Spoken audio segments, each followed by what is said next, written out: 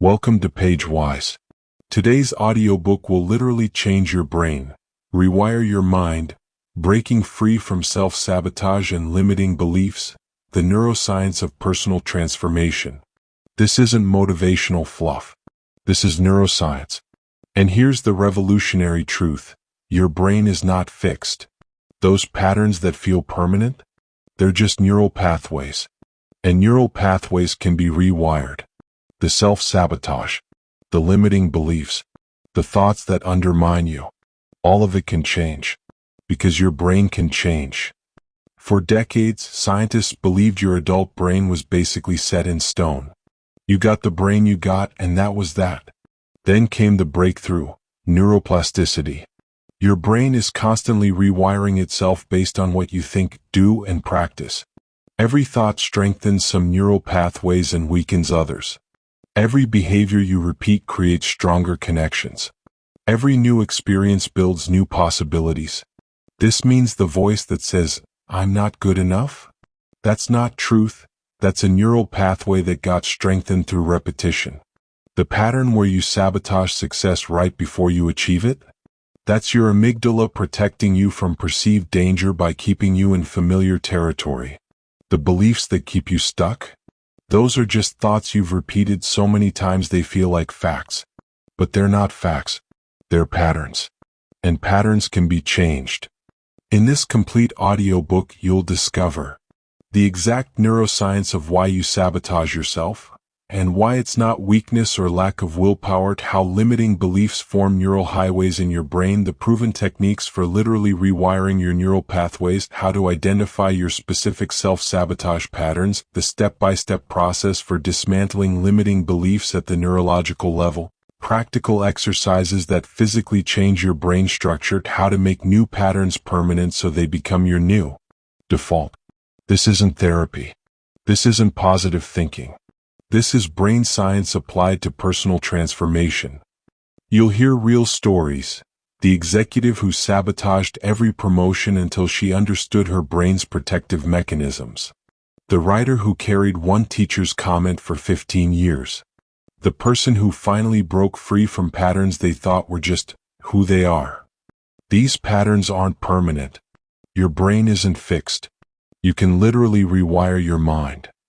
If you're tired of watching yourself sabotage your own success, if you're done letting limiting beliefs run your life, if you're ready to understand the actual neuroscience of transformation and use it to rewire your brain, hit subscribe and turn on notifications.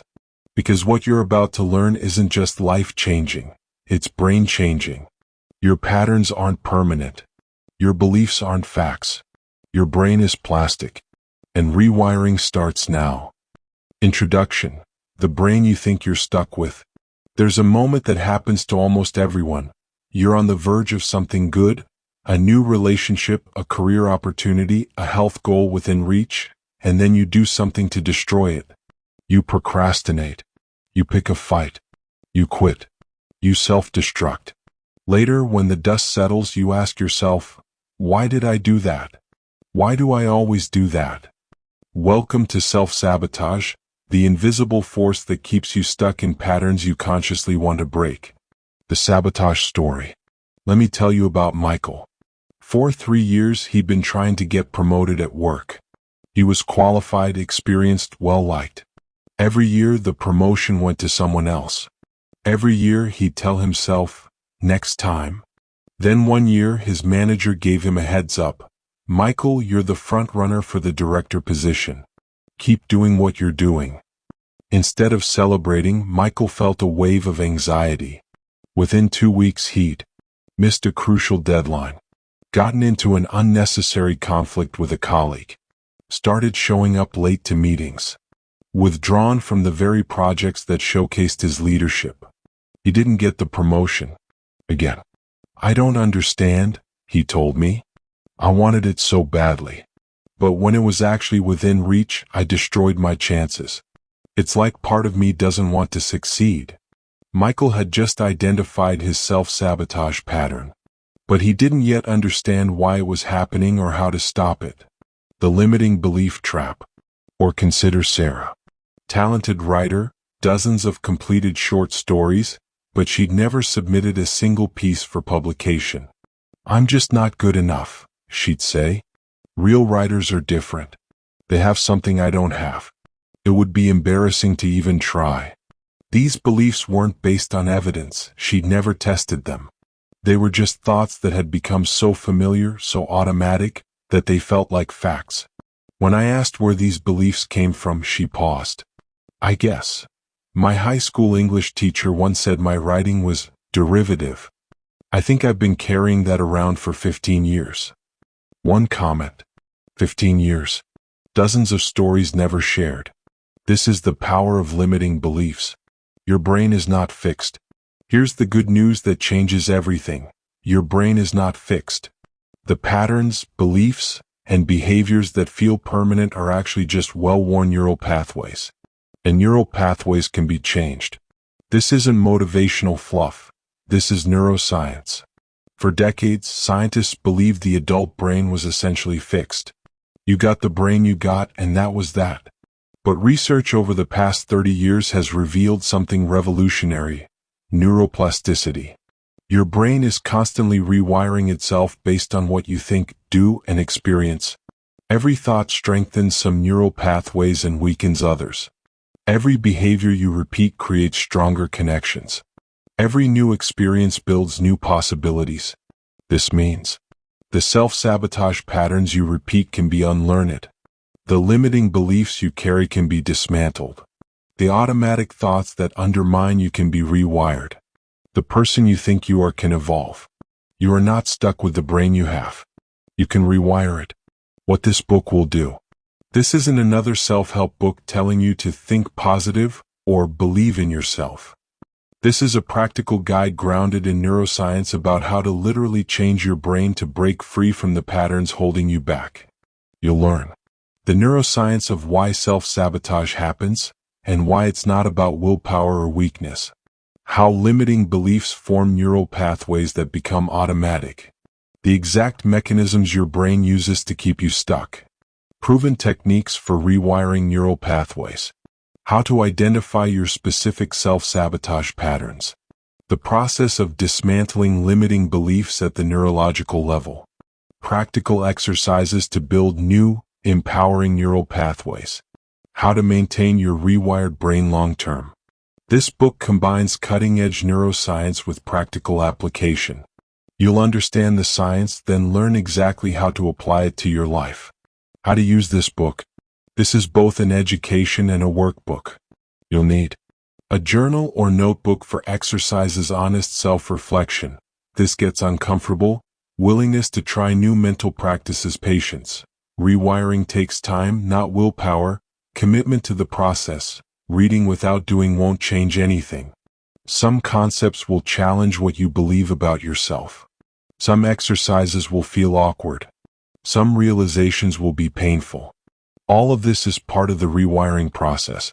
Your brain changes through repetition and practice, not through reading alone. The exercises aren't optional, they're the actual rewiring work. A personal note. 10 years ago, I was the queen of self-sabotage. I'd built a career I resented, stayed in relationships that drained me, and maintained beliefs about myself that kept me small and safe and miserable. I thought this was just who I was.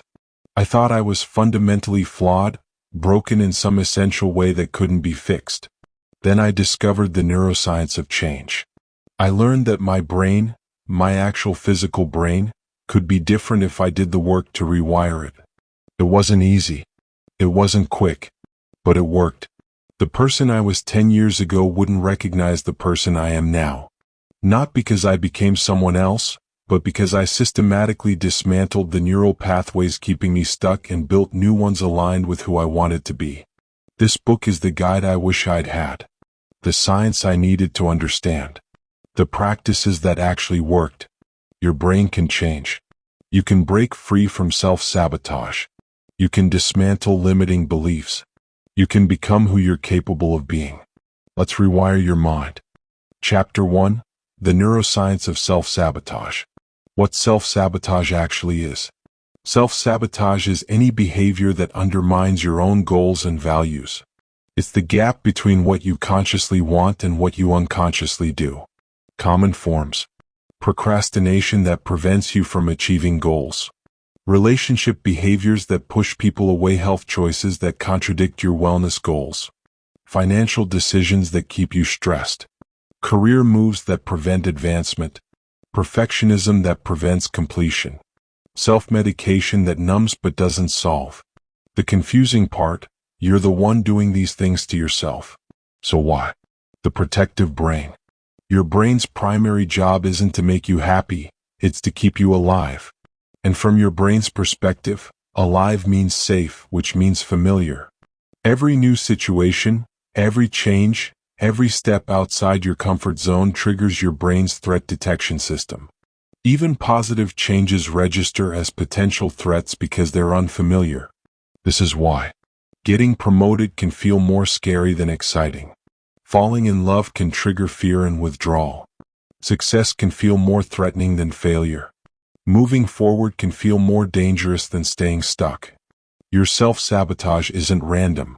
It's your brain trying to protect you from perceived danger.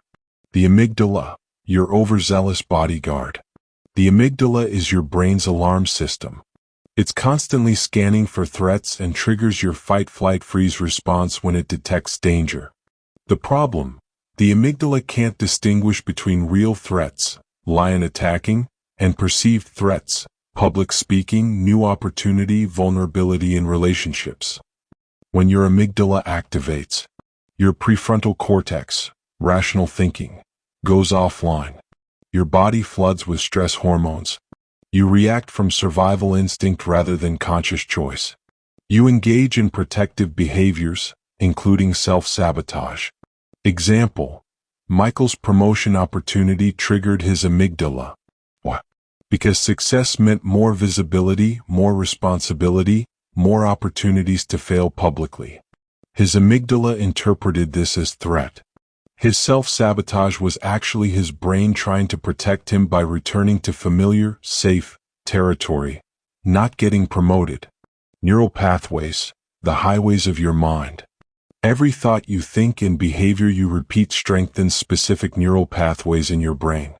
Think of these pathways like trails through a forest. Well-worn paths, thoughts and behaviors you've repeated thousands of times. These are automatic, effortless, default. The neurons fire together so often that they've become deeply connected. Overgrown paths, thoughts and behaviors you rarely engage in. These require significant effort and feel unnatural. Your self-sabotage patterns are well-worn paths. You've traveled them so many times they've become highways. Your brain defaults to them automatically. This is why you procrastinate the same way every time. You pick fights in relationships using the same patterns. You abandon goals at the same predictable points. You think the same self-defeating thoughts automatically. These aren't character flaws. They're neural pathways. The Hebbian principle. Neurons that fire together wire together. This is the fundamental principle of neuroplasticity. When neurons fire simultaneously, they form connections. The more often they fire together, the stronger the connection. Every time you think, "I'm not good enough," those neurons fire together and strengthen that pathway. Procrastinate when feeling anxious, those neurons fire together and strengthen that pattern. Withdraw when feeling vulnerable, those neurons fire together and strengthen that response. Repetition literally changes your brain structure. Your most repeated thoughts and behaviors become your strongest neural pathways, your defaults, your automatic responses, your apparent personality. But here's the crucial part. If neurons that fire together wire together, then by changing what fires together, you can rewire your brain. The negativity bias. Your brain is wired to pay more attention to negative experiences than positive ones. This is called negativity bias, and it's an evolutionary survival mechanism. Our ancestors survived by remembering dangers more than pleasures. The caveman who remembered where the lion was survived. The one who forgot didn't. Research shows negative experiences create stronger memories than positive ones. We need approximately 5 positive experiences to counterbalance one negative experience. Negative information captures our attention more readily. We spend more time processing negative events. This is why. One criticism overshadows 10 compliments. One failure feels more significant than multiple successes. Negative beliefs about yourself feel more true than positive ones. Self-sabotage patterns, negative, are easier to form than growth patterns, positive. Your brain is literally biased toward the negative. This isn't pessimism, it's biology. The confirmation bias loop. Once you form a belief about yourself, your brain actively seeks evidence to confirm it while ignoring evidence that contradicts it. This is confirmation bias. If you believe I always fail, your brain will. Notice and remember your failures. Dismiss or minimize your successes. Interpret ambiguous situations as failures. Predict future failures. Engage in behaviors that create failure, self-sabotage. This creates a self-fulfilling prophecy. You develop a limiting belief. Your brain seeks confirming evidence. Your behavior aligns with the belief. The results confirm the belief. The belief strengthens. The cycle continues. Sarah's story, she believed, I'm not a real writer. Her brain then noticed successful writers and focused on how different they were. Dismissed positive feedback on her writing as people being nice. Interpreted rejection, never submitted equals never rejected, as evidence she wasn't good enough. Predicted failure if she tried. Sabotaged opportunities by not submitting work. The belief created the evidence for the belief. Implicit versus explicit beliefs. You have 2 types of beliefs. Explicit beliefs, conscious thoughts you can articulate. I want to be successful. I value health. I deserve good relationships. Implicit beliefs, unconscious assumptions operating below awareness. But success means being exposed as a fraud. But I don't deserve to be healthy. But people always leave me eventually. Self-sabotage happens when your implicit beliefs contradict your explicit goals. You consciously want the promotion, but unconsciously believe you'll be exposed as inadequate. So your amygdala treats the promotion as a threat and you sabotage it. Most limiting beliefs are implicit. You don't even know you hold them. They're operating in the background, shaping your behavior without your conscious awareness. The reticular activating system, RAS. Your RAS is a bundle of nerves at your brainstem that filters information. Every second, you're exposed to approximately 11 million bits of sensory information. Your conscious mind can process about 40. Your RAS decides what makes it through. And what does your RAS prioritize? Information that confirms your existing beliefs about yourself and the world. If you believe, nobody appreciates me, your RAS will filter your experience to notice all the times you felt unappreciated while filtering out evidence of appreciation. If you believe, I'm unlucky, your RAS will highlight your bad luck and minimize your good fortune. Your RAS literally shapes your reality by filtering what you perceive based on what you believe. The default mode network. When your brain isn't focused on a specific task, it defaults to what neuroscientists call the default mode network, DMN, essentially your mind wandering. For most people, the DMN involves ruminating about problems, rehashing past failures, worrying about future threats, reinforcing limiting beliefs, running familiar negative thought patterns. Your DMN is where self-sabotage thoughts live and strengthen. Every time your mind wanders into these patterns, you're strengthening those neural pathways. This is why it's so hard to just stop thinking negatively. When you're not actively focused elsewhere, your brain defaults to the strongest existing pathways, which are often negative because of negativity bias. Neuroplasticity, the science of hope. Here's where everything changes. Neuroplasticity means your brain can reorganize itself by forming new neural connections throughout life. Key principles. 1. Use it or lose it. Neural pathways you don't use weaken over time. 2. Use it and improve it. Neural pathways you do use strengthen. 3. Specificity matters. Training must be specific to create specific changes. 4. Repetition is required. Single instances don't create lasting change. Repetition does. 5. Intensity matters. More focused, engaged practice creates faster changes. 6. Time matters. Some changes happen quickly, some require extended practice. 7. Age matters less than you think. While children's brains are more plastic, adult brains retain significant capacity for change. This means your self-sabotage patterns can weaken through disuse. New, supportive patterns can strengthen through practice. The process requires specific, repeated, focused effort. Change is possible at any age. You can literally rewire your brain. The question is, will you? The neurochemistry of change. Several neurotransmitters play crucial roles in rewiring. Dopamine, reward and motivation chemical. When you experience something pleasurable or achieve a goal, dopamine reinforces that pathway. This is how new habits form. Serotonin, mood and well-being chemical. Higher serotonin makes it easier to engage in positive behaviors and resist negative patterns. GABA, inhibitory neurotransmitter that reduces anxiety. Lower anxiety makes it safer to try new behaviors and challenge old patterns. Cortisol, stress hormone. Chronic high cortisol impairs neuroplasticity and strengthens fear-based pathways. BDNF, brain-derived neurotrophic factor protein that supports neuron growth and connection. Exercise, learning, and certain practices increase BDNF, enhancing neuroplasticity. Understanding these chemicals helps you create conditions for successful rewiring, reduce chronic stress, increase positive experiences, engage in activities that boost BDNF, exercise, learning, meditation, and design small wins that trigger dopamine. Chapter 2. Identifying your self-sabotage patterns. The sabotage inventory. Self-sabotage operates in shadows. The first step to rewiring is making your patterns conscious. Complete this inventory honestly. Career or achievement sabotage.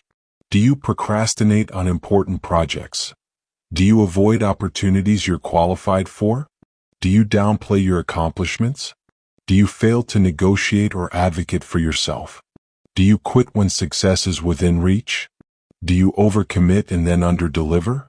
Relationship sabotage. Do you push people away when they get close? Do you pick fights over minor issues? Do you choose unavailable partners? Do you withhold vulnerability? Do you focus on partners' flaws to justify distance? Do you abandon relationships when they get serious? Health sabotage. Do you start health initiatives then quit? Do you engage in behaviors you know harm you? Do you neglect self-care despite knowing better? Do you use food/alcohol/substances to cope? Do you ignore your body's signals? Do you resist routines that would support your health? Financial sabotage. Do you spend money you need for other purposes? Do you avoid looking at your financial situation? Do you make impulsive purchases to feel better? Do you undercharge for your work? Do you avoid budgeting despite financial stress? Do you have difficulty receiving money or abundance? The patterns you identify most frequently are your primary sabotage mechanisms. The origin story. Most self-sabotage patterns formed early in life as protective mechanisms. Understanding their origin helps dismantle them. Ask yourself, when did this pattern begin? Sarah's writing avoidance began after her teacher's criticism at 15. Michael's success sabotage began when his father mocked him for getting too big for his britches, when he was proud of an achievement at 12. What was happening in your life then? Context matters. Often these patterns form during times of stress, uncertainty, or vulnerability. What was this pattern protecting you from? Every sabotage pattern had a purpose once. Sarah's pattern protected her from criticism. Michael's pattern protected him from his father's mockery and potential rejection. Is that protection still necessary? Usually no. The childhood threat is long gone, but the protective pattern remains. The trigger map. Self-sabotage doesn't happen randomly, It's triggered by specific situations. Map your triggers. Common triggers: success or opportunity, fear of visibility, inadequacy, failure; intimacy or vulnerability, fear of rejection, abandonment; change or uncertainty, fear of the unknown; criticism or feedback, fear of judgment, shame; high-stakes situations, fear of consequences; comparison to others, fear of inferiority. Create your personal trigger map. Situation/circumstance that precedes sabotage, the emotion that arises, the thought that accompanies it, the sabotage behavior that follows. Example from Michael. Trigger: opportunity for advancement. Emotion: anxiety, fear. Thought: I'll be exposed as not good enough. They'll realize I don't belong here. Sabotage: procrastination, conflict, withdrawal. Once you can predict your triggers, you can intervene before the sabotage happens. The core fear. Beneath most self-sabotage is a core fear. Identifying it is crucial for rewiring.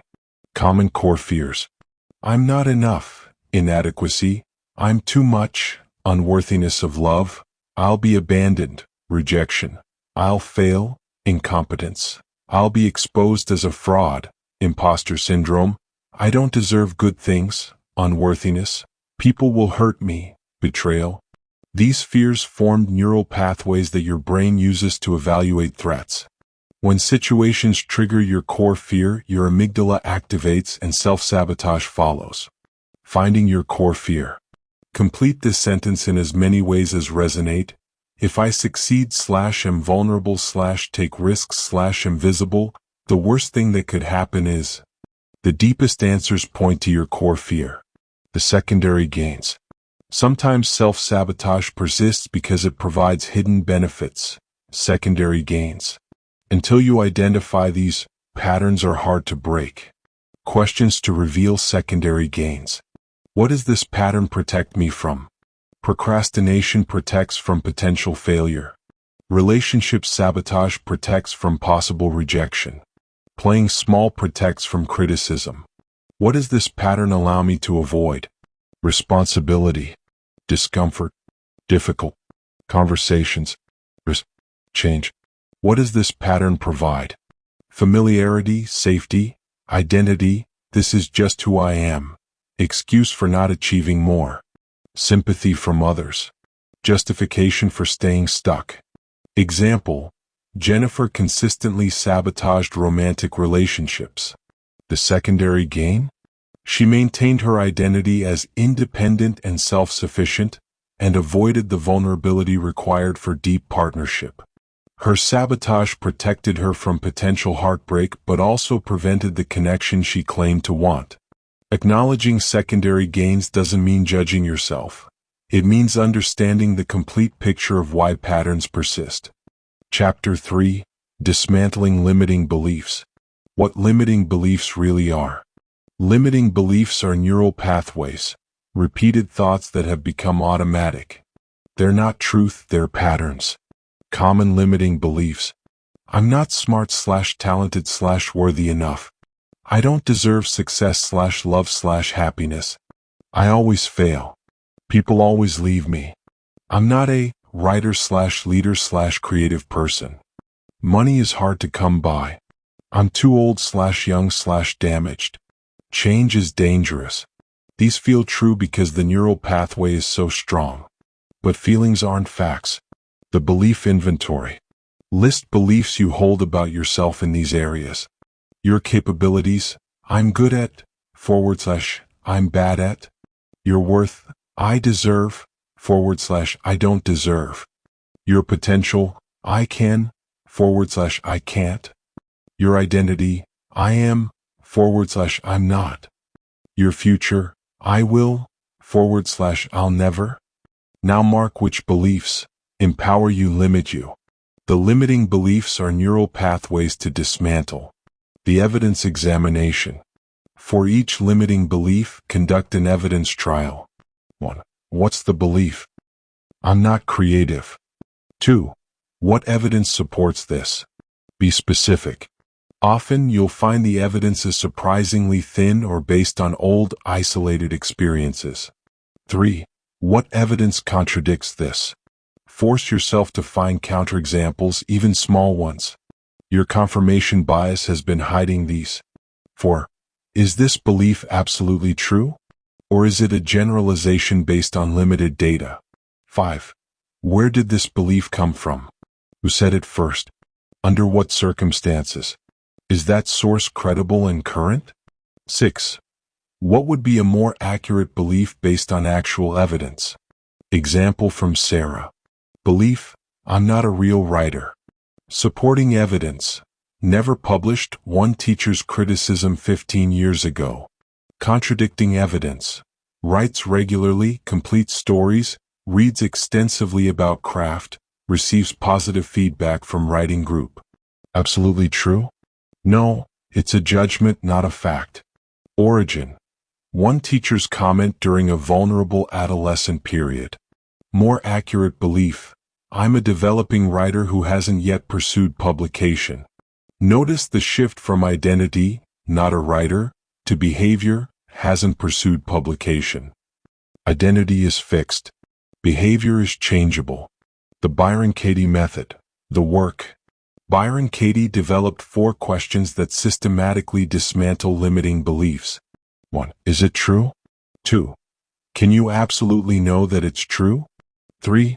How do you react when you believe that thought? 4. Who would you be without that thought? Then turn the belief around and find examples where the opposite is true. Example with Michael. Belief, if I'm promoted, people will discover I don't really know what I'm doing. Is it true? Yes, it feels true. Can you absolutely know it's true? No. I can't know what will happen. How do you react when you believe this? I get anxious, sabotage opportunities, play small, don't contribute my ideas, feel like a fraud. Who would you be without this thought? Confident, engaged, willing to take risks, sharing my expertise. Turn around. If I'm promoted, people will discover I don't know what I'm doing. Evidence. My manager already sees my competence. Colleagues seek my advice. I've successfully led projects. My knowledge has increased through years of experience. The turnaround is often equally or more true than the original belief. Cognitive diffusion. Most therapeutic approaches try to change the content of thoughts. Cognitive diffusion, from acceptance and commitment therapy, changes your relationship to thoughts. Instead of fighting limiting beliefs, you learn to observe them without believing them. Techniques. 1.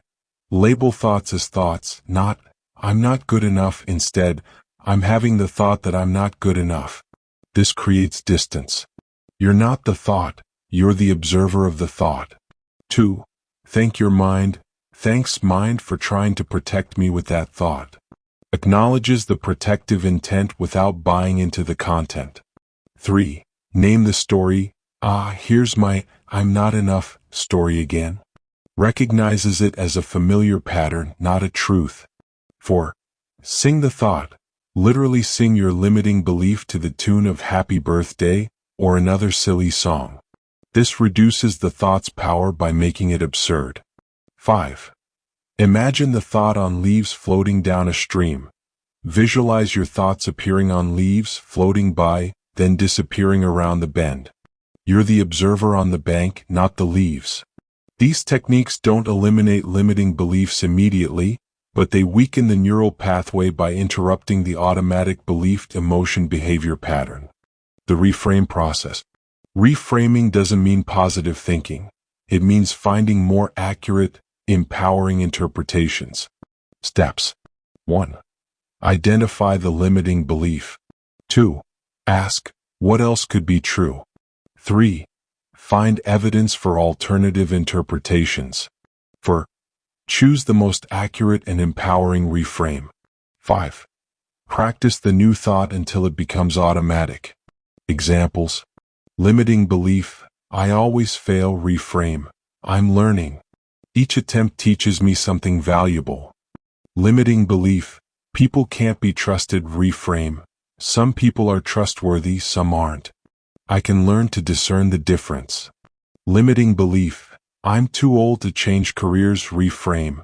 Many people successfully change careers at my age. I have valuable experience to bring to new endeavors. The reframe must feel believable to you. If it doesn't, your brain will reject it and strengthen the original belief instead. Installing new beliefs through repetition. Creating new neural pathways requires massive repetition. You didn't form limiting beliefs through single thoughts. They strengthened through thousands of repetitions. New beliefs require the same process. The repetition protocol. 1. Identify the limiting belief to replace. 2. Create a specific, believable alternative belief. 3. Write it 10 times every morning for 30 days. Why writing? The physical act engages more neural pathways than thinking alone. Why 10 times? Enough for the brain to encode it, but not so many that it becomes mindless. Why 30 days? Forming new pathways requires consistent repetition over time. 4. Find evidence throughout the day. Actively look for experiences that support the new belief. This recruits your RAS to filter reality differently. 5. Celebrate evidence. Each time you find supporting evidence, acknowledge it. This triggers dopamine, which strengthens the pathway. Example from Michael. Old belief, I'm not qualified for leadership. New belief, I have valuable experience and skills that make me capable of leading. Daily writing, 10 repetitions each morning. Evidence gathering. Throughout the day, notice when colleagues sought his advice, when his ideas improved outcomes, when he successfully managed challenges. Celebration. Mental acknowledgement. There's evidence I'm capable. After 30 days, the new belief had strengthened enough to feel more automatic than the old one. Chapter 4. Rewiring through neuroplasticity. The fundamental principle. You cannot eliminate neural pathways. You can only build stronger alternatives. The goal isn't to delete self-sabotage patterns, but to create new pathways so strong that your brain defaults to them instead. Think of it like this. You can't remove a highway, but you can build a better highway that makes the old one obsolete. The Rewire framework. Recognize the pattern, become aware when the self-sabotage or limiting belief is activated. Examine the trigger, identify what situation, thought, or emotion preceded it. Wait before reacting, create space between trigger and response. Even 10 seconds helps. I interrupt the pattern, do something, anything, different than your usual response. Redirect to new pathway, consciously engage the new behavior or thought you're building. Evaluate and adjust, notice what worked, what didn't, refine your approach. Each time you complete this cycle, you weaken the old pathway and strengthen the new one. Pattern interruption techniques. When you catch yourself in a self-sabotage pattern, interrupt it immediately. Physical interrupts. Stand up, move, change positions. Splash cold water on your face. Do 10 jumping jacks. Snap a rubber band on your wrist. Change your environment. Mental interrupts. Say stop out loud. Count backward from 100 by 7s. Name 5 things you can see, 4 you can hear, 3 you can touch. Recall a positive memory in vivid detail. Visualize a stop sign. Emotional interrupts. Deep breathing, 4 counts in, 7 counts hold, 8 counts out. Progressive muscle relaxation. Call someone supportive. Watch a funny video. Listen to a specific song. The interrupt doesn't have to be related to the pattern. It just needs to break the automatic response and create a moment of choice. The replacement behavior. For every self-sabotage pattern, design a specific replacement behavior. What you'll do instead when triggered. Make it specific. Not be more positive, but write 3 things going well. Immediate. Can be done right when triggered, not later. Simple. Easy enough to do even when stressed. Opposite. Moves you toward goals rather than away. Examples. Sabotage pattern. Procrastinate when anxious about important project replacement. Set timer for 10 minutes and work on one small piece. Why it works. Reduces overwhelm, builds momentum, proves capability. Sabotage pattern. Pick fights with partner when feeling vulnerable. Replacement. Say, I'm feeling vulnerable right now and need reassurance. Why it works. Addresses actual need instead of pushing partner away. Sabotage pattern. Binge eat when stressed. Replacement. Go for 10-minute walk while listening to specific playlist. Why it works. Addresses stress through movement, provides distraction, triggers different neural pathway. Design your replacement behaviors in advance. In the moment of trigger, your prefrontal cortex is compromised. You won't have access to creative problem solving. Visualization and mental rehearsal. Your brain doesn't fully distinguish between imagined and actual experiences. Vivid visualization activates similar neural pathways to actual behavior. The mental rehearsal protocol. 1. Identify the trigger situation. 2. Close your eyes and visualize it in vivid detail. What do you see, hear, feel? What emotions arise? What's the familiar urge toward sabotage? 3. Now visualize the pattern. Interrupt. See yourself recognizing the trigger. Feel yourself pausing. Watch yourself choose the replacement behavior. 4. Visualize the new behavior in detail. What exactly do you do? How does your body feel? What do you think? What's the outcome? 5. Visualize the positive result. How do you feel having chosen differently? What positive consequences follow? Feel pride in your new choice. 6. Repeat daily. 5 to 10 minutes per day. Always visualize success, never failure. Make it as real and detailed as possible. This practice strengthens the new pathway before you even encounter the actual trigger. When the real situation arises, your brain has a pre-existing pathway to follow. The 21 of 90 rule. Popular myth says it takes 21 days to form a habit. Research shows the reality is more complex. Simple habits, 18 to 254 days, average 66 days. Complex behavioral change, 90+ days. Deep neural rewiring, 6 to 12 months. The practical approach. Days 1 to 21. Building awareness and initial practice. Pattern feels awkward and requires constant attention. Expect to forget or revert to old patterns frequently. Focus, consistency over perfection. Days 22 to 90. Strengthening the pathway. New pattern starts feeling more natural. Still requires conscious effort but less than before. Focus, increasing frequency and reducing effort. Days 91 plus. Integration and automation. New pattern becomes increasingly automatic. Old pattern still available but no longer default. Focus, maintenance and deepening. Don't judge yourself if change takes longer. Complex patterns with deep roots require more time. Mindfulness as rewiring tool. Mindfulness, non-judgmental awareness of present moment, is one of the most powerful neuroplasticity tools available. How mindfulness rewires your brain. 1. Strengthens prefrontal cortex, the part responsible for conscious choice, planning, and self-regulation. 2. Shrinks amygdala, reduces overactive threat response. 3. Increases gray matter, particularly in areas related to learning, memory, and emotional regulation. 4. Improves connectivity between prefrontal cortex and amygdala, allowing better regulation of emotional reactions. 5. Enhances neuroplasticity, increases BDNF levels, supporting new neural growth. Basic mindfulness practice for rewiring. Daily seated practice, 10 to 20 minutes. Sit comfortably, close eyes. Focus on breath.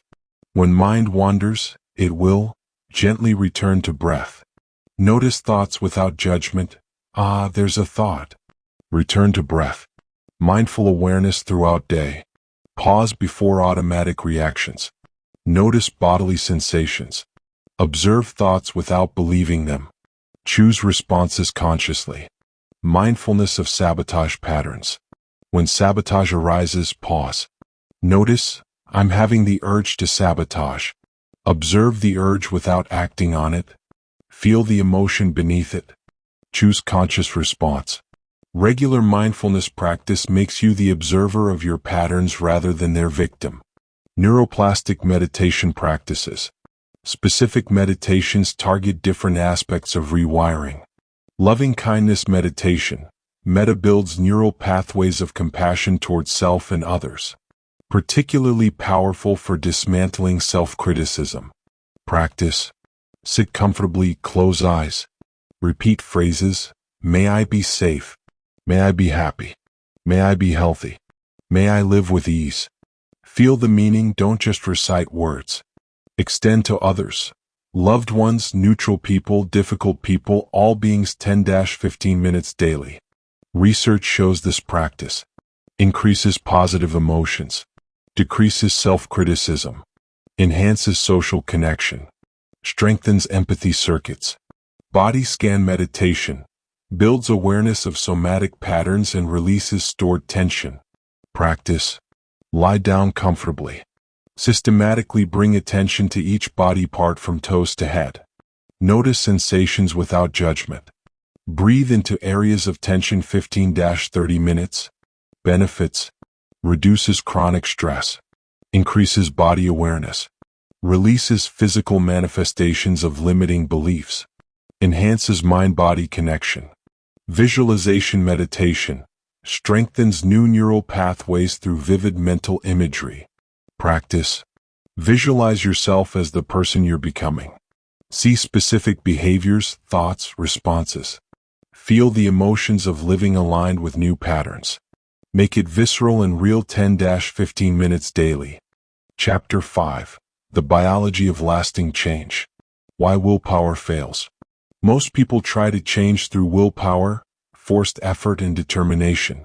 This reliably fails because willpower is a finite resource. Besides, willpower depletes throughout the day. Ego depletion. Stress reduces willpower reserves. Blood glucose levels affect willpower. Simultaneous changes drain willpower faster. Emotional states override willpower. You can't willpower your way to new neural pathways. You need to work with your biology, not against it. The role of sleep. Sleep is when your brain consolidates learning and strengthens new neural pathways. During sleep, memories are consolidated from short-term to long-term storage. Unnecessary neural connections are pruned. Important connections are strengthened. Toxins are cleared from brain. Emotional experiences are processed. For rewiring, new behaviors practiced during the day are solidified during sleep. Limiting beliefs are weakened through processing. Emotional reactivity is reduced.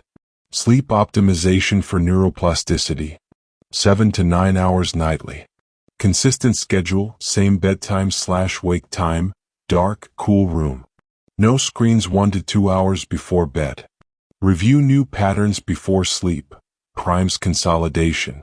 Chronic sleep deprivation makes rewiring nearly impossible. Your brain needs sleep to change. Exercise and brain change.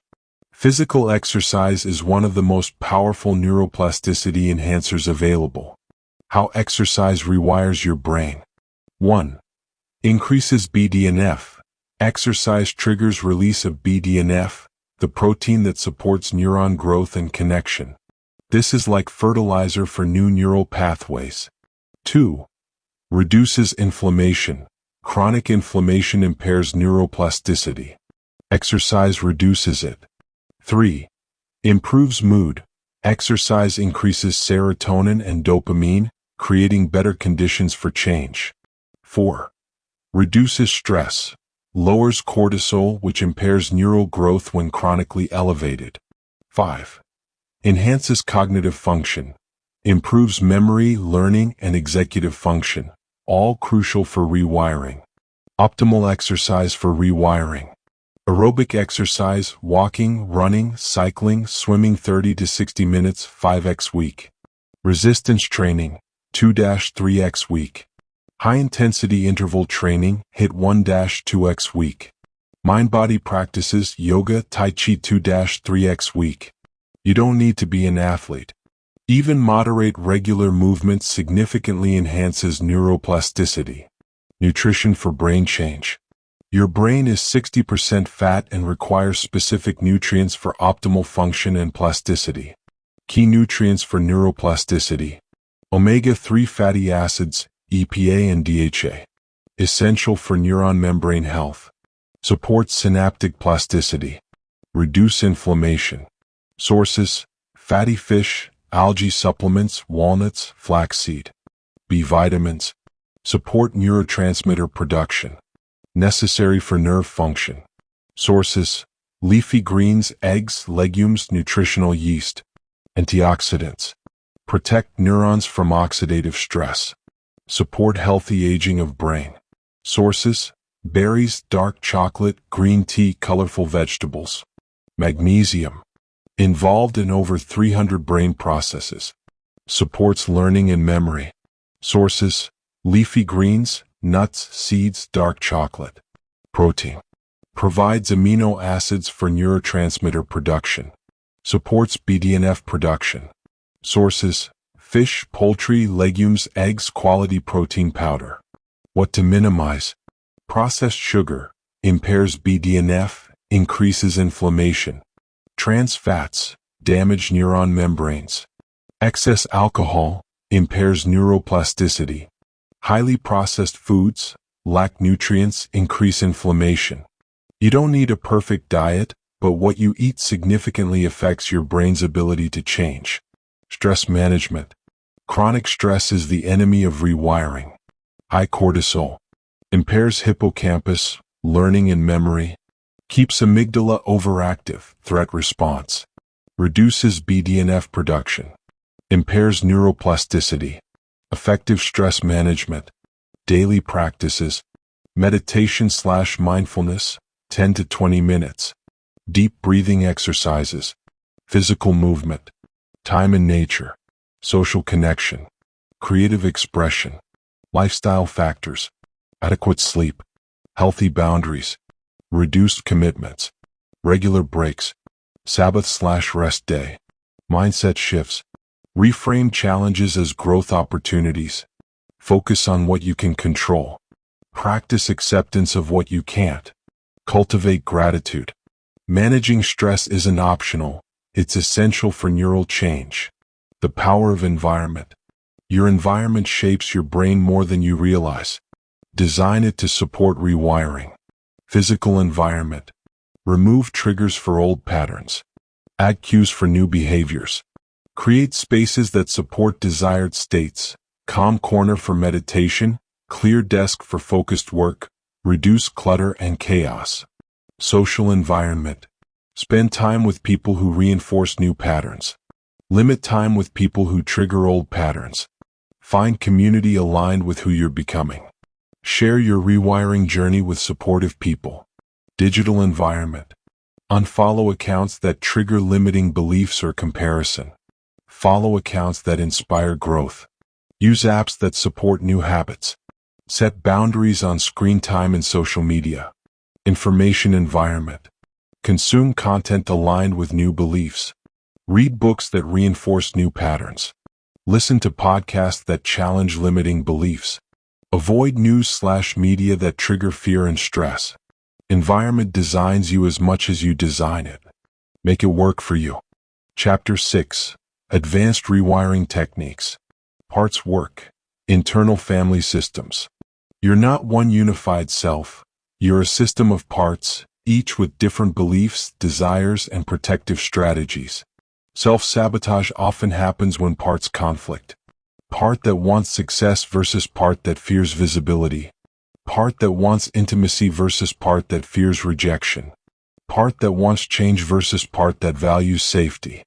Internal Family Systems (IFS) Approach. 1. Identify the parts.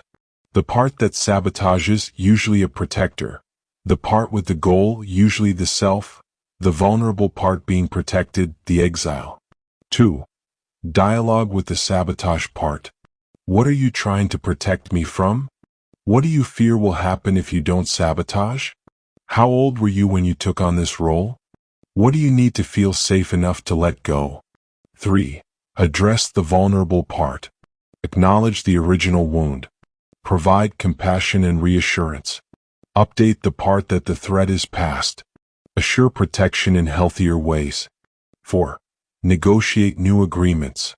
Thank the protector for its service.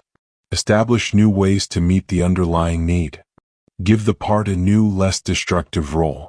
Example from Jennifer, relationship sabotage. Parts identified. Saboteur, the part that picks fights and withdraws.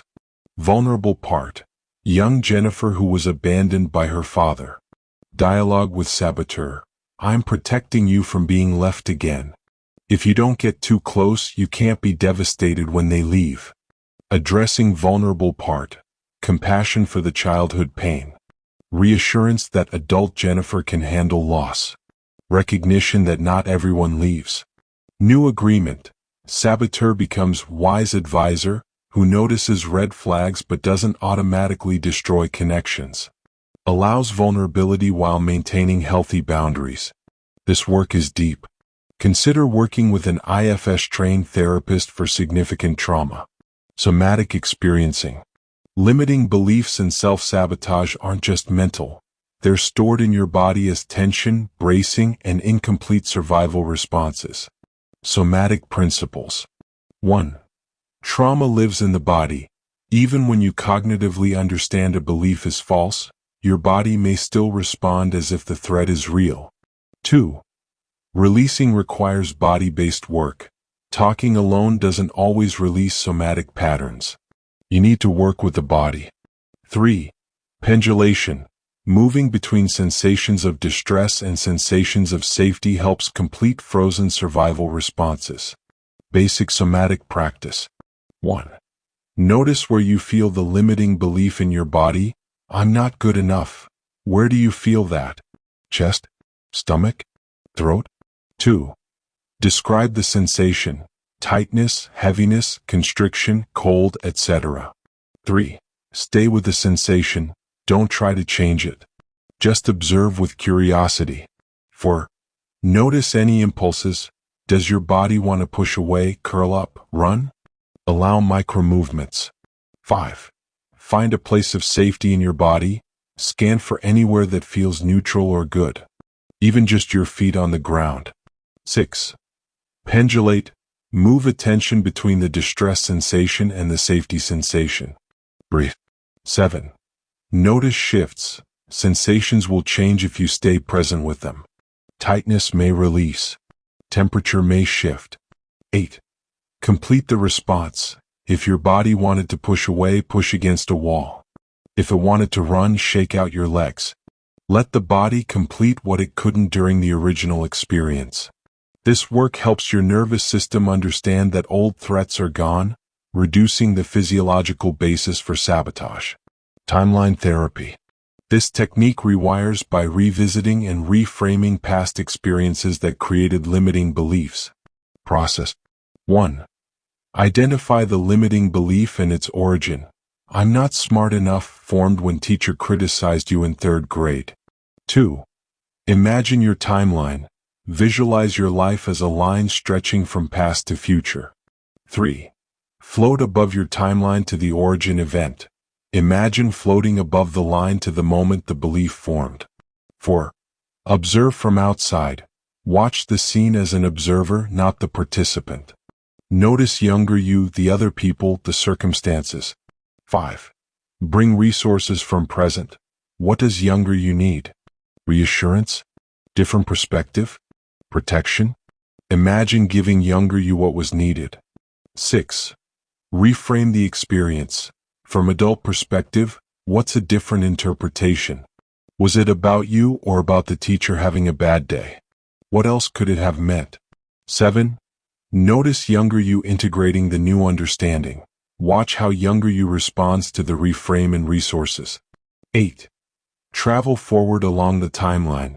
Notice how subsequent experiences would have been different with this new belief. 9. Return to present. Bring the new belief forward with you. 10. Project into future. Imagine your future with this new belief integrated. What becomes possible? This doesn't erase the memory, it changes its meaning and emotional charge, weakening the limiting belief's neural pathway. Neuroplastic journaling. Writing engages different neural pathways than thinking. Strategic journaling accelerates rewiring. Daily rewiring journal prompts. Morning, 5 to 10 minutes. What new belief am I strengthening today? What's one small way I'll practice the new pattern? What trigger might arise and how will I handle it? Evening, 10 to 15 minutes. When did the old pattern show up today? How did I respond? What worked? What didn't? Where did I choose the new pattern? How did it feel? What did I learn about my brain today? What am I grateful for in this rewiring journey? Weekly deep dive, 30 minutes. What patterns am I noticing over the week? What's getting easier? What's still challenging? What needs to adjust in my approach? What evidence have I gathered for new beliefs? How is my life different than a month ago? The act of writing makes abstract patterns concrete and accelerates awareness. The therapeutic relationship. Sometimes rewiring requires professional support. Consider therapy when patterns are deeply rooted in trauma. Self-sabotage significantly impairs functioning. You're stuck despite consistent effort. Underlying mental health conditions need addressing. You need expert guidance on complex patterns. Therapeutic approaches particularly effective for rewiring. Cognitive behavioral therapy, CBT, directly targets thought patterns and beliefs. EMDR processes traumatic memories that feed limiting beliefs. Internal family systems, IFS, works with conflicting parts. Somatic experiencing releases trauma stored in body. Acceptance and commitment therapy, ACT, changes relationship to thoughts. Neurofeedback directly trains brain patterns. There's no shame in seeking support. Complex patterns often require expert help to dismantle. Chapter 7: Maintaining Your Rewired Brain. The reality of maintenance. Neural pathways don't change once and stay changed. Old pathways remain available. They just weaken through disuse. New pathways strengthen through use but require ongoing practice. Think of rewiring like building muscle. You can't work out for 3 months, then never again and expect to stay strong. Maintenance is required. The relapse risk. Relapse to old patterns is normal and expected, especially during high stress, major life changes, fatigue or illness, emotional intensity, familiar environments or relationships that trigger old patterns. This doesn't mean failure. It means your brain defaulted to the stronger, older pathway when resources were low. Relapse protocol. 1. Notice without judgment. I'm back in the old pattern. That's information, not failure. 2. Pause and breathe. Don't compound the problem with shame spiral. 3. Understand what happened. What triggered the relapse? What was I protecting myself from? What need wasn't being met? 4. Recommit to new pattern. One instance of old pattern doesn't erase months of new pathway building. 5. Return to fundamentals. Increase mindfulness practice, review new beliefs, strengthen supports. 6. Adjust if needed. Is something about the new pattern not working? Does it need modification? The maintenance plan. Create a specific plan for long-term maintenance. Daily non-negotiables. 10 minutes mindfulness.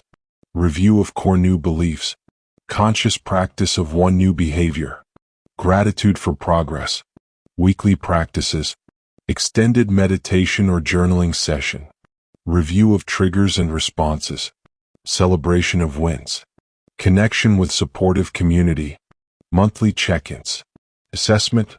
Are new patterns becoming more automatic? Adjustment. What needs to change in approach? Deepening. What's the next edge of growth? Quarterly deep dives. Comprehensive life review across all domains. Identification of remaining limiting beliefs. Celebration of transformation. Vision setting for next quarter. Structure prevents drift back to old patterns. Building a support system. Rewiring is easier with support. Build a system. Accountability partner. Someone also committed to growth who checks in weekly on progress and challenges. Therapist or coach. Professional guidance for complex patterns. Community.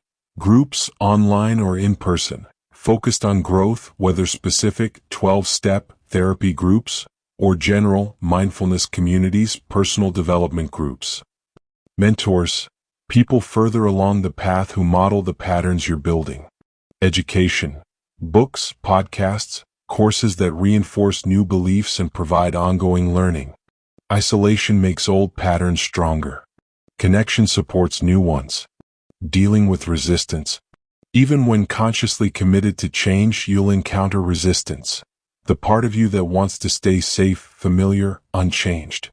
Common resistance manifestations. I'm too busy for these practices. This isn't working anyway. I'll start again Monday. Other people can change, but not me. I'm fine the way I am. Working with resistance. 1. Recognize it as protective. Resistance is trying to keep you safe from perceived threat of change. 2. Dialogue with it. What are you afraid will happen if I change? 3. Provide reassurance. The change is safe. I can handle this. We're not in danger. 4. Start smaller. If resistance is high, the step might be too big. Make it tiny enough that resistance can't activate. 5. Use resistance as information. What does the resistance tell you about fears or needs? Don't fight resistance, befriend it. The growth mindset. Carol Dweck's research on growth versus fixed mindset applies directly to rewiring. Fixed mindset. I am the way I am. My brain is fixed. These patterns are my personality. Growth mindset. I can learn, change, and develop new capabilities. My brain is plastic. These patterns can evolve.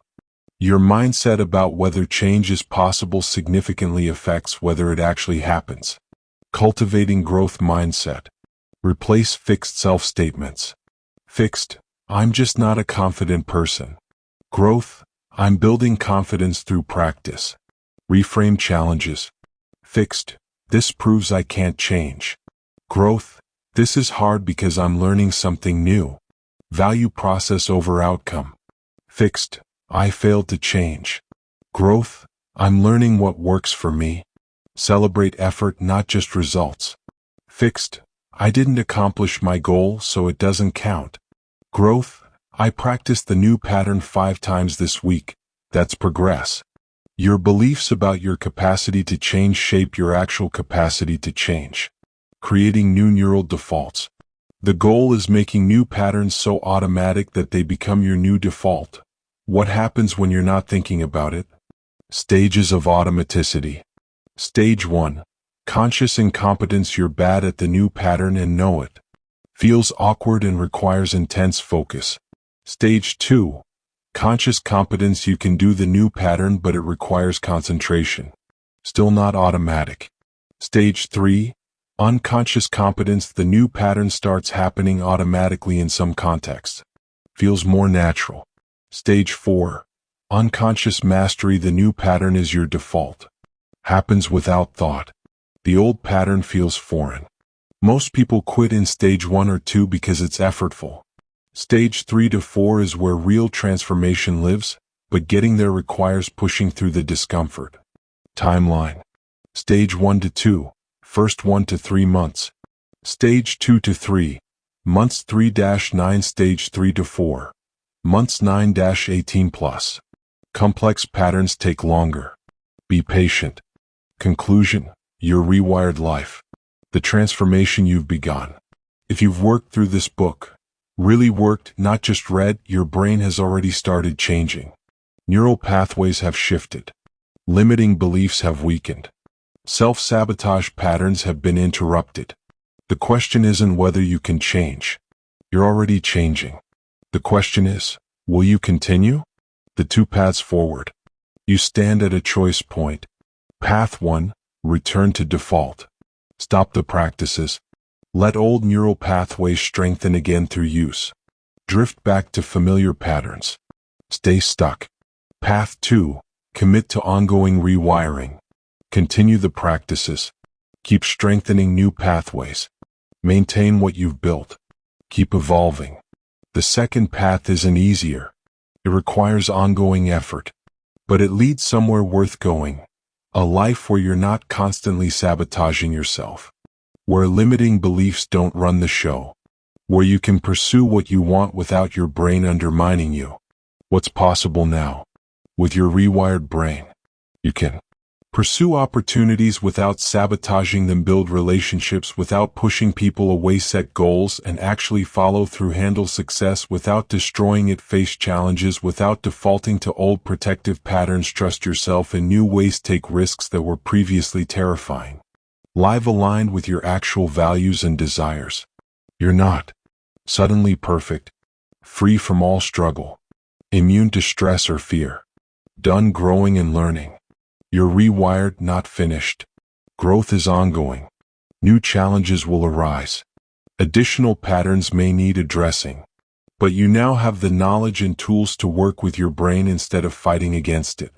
The ripple effect. When you rewire your brain, you don't just change yourself. You change your impact on everyone around you. Your transformation ripples out. Relationships improve when you stop sabotaging them. Your children learn new patterns by watching you. Colleagues benefit from your growth. Friends are inspired by your changes. Your community receives the contribution only you can make. The work you've done here matters beyond just you. The ongoing practice. Rewiring isn't a destination, it's a practice. Here's your ongoing commitment. Daily. Mindfulness practice, 10+ minutes. Conscious pattern awareness. Deliberate choice of new behaviors. Gratitude for progress. Weekly. Extended reflection time. Review of patterns and triggers. Connection with support system. Celebration of wins. Monthly. Deep assessment of progress. Adjustment of approaches. Identification of next growth edges. Recommitment to the process. Ongoing. Curiosity about your patterns. Compassion for your process. Courage to keep evolving. Commitment to living consciously. A final word on self-compassion. As you continue rewiring, you'll stumble. You'll revert to old patterns. You'll forget practices. You'll struggle. This is not failure. This is being human. The most important neural pathway to strengthen? Self-compassion. When you notice yourself in old patterns, the response matters. Harsh self-criticism strengthens shame pathways and actually makes change harder. Self-compassion creates safety for growth and makes change sustainable. Talk to yourself like you'd talk to someone you love who's trying their best. Not, I'm such an idiot. I always sabotage myself. I'll never change. But, I'm noticing the old pattern. That's uncomfortable, but it's just information. I'm learning. I can choose differently next time. Rewiring requires repetition, patience, and kindness toward yourself in the process. Your rewired future. 5 years from now, you'll look back at this moment, right now reading these words, as a turning point, not because everything magically changed, but because you committed to changing it, because you learned to work with your brain's natural plasticity, because you stopped being a victim of your patterns and became the architect of your mind. The self-sabotage that once defined you will feel like a distant memory. The limiting beliefs that once controlled you will have weakened to whispers you can easily dismiss.